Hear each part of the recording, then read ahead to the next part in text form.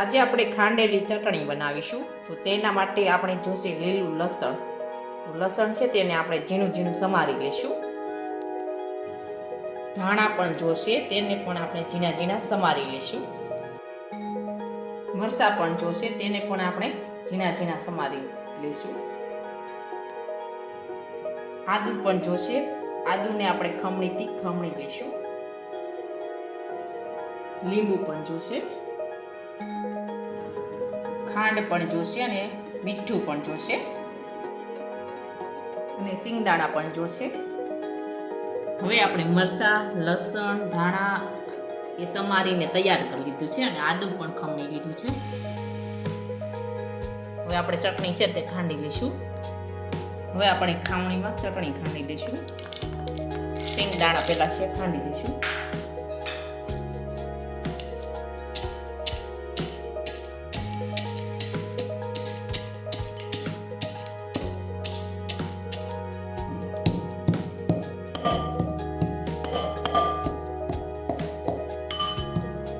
હવે એકદમ સરસ સિંગદાણા છે તે ખંડાઈને તૈયાર થઈ ગયા છે. હવે આપણે મરચાં નાખી દઈશું.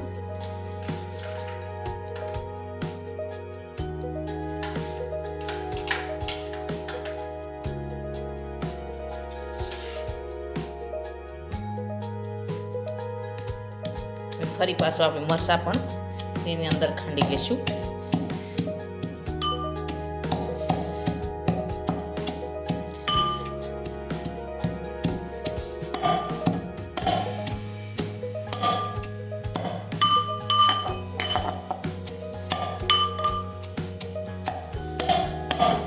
હવે આપણે લીલું લસણ નાખી દઈશું.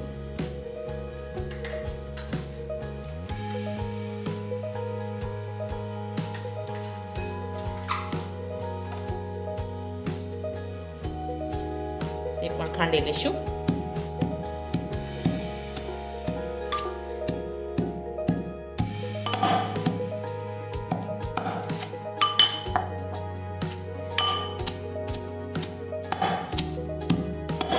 હવે આપણે આદુ નાખી દઈશું. ફરી આ રીતે આપણે ખાંડી લઈશું.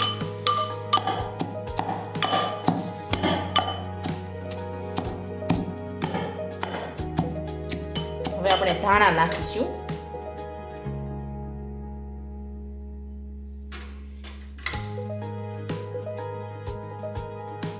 ધાણા પણ આ રીતે આપણે ખાંડી લઈશું.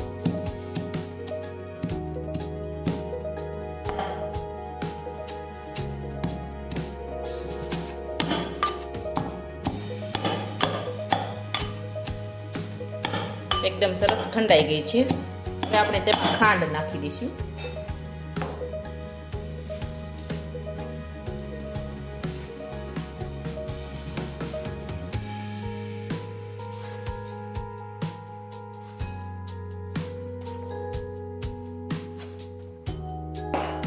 હવે આપણે તેમાં મીઠું નાખી દઈશું.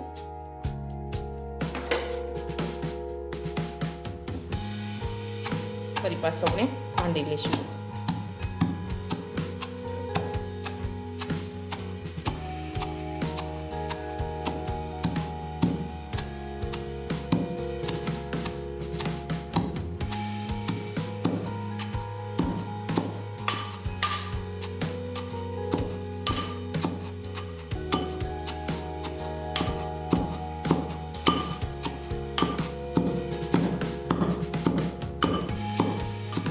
એકદમ સરસ આપણી ચટણી છે તે ખંડાઈને તૈયાર થઈ ગઈ છે. હવે આપણે તેમાં લીંબુનો રસ નાખી દઈશું.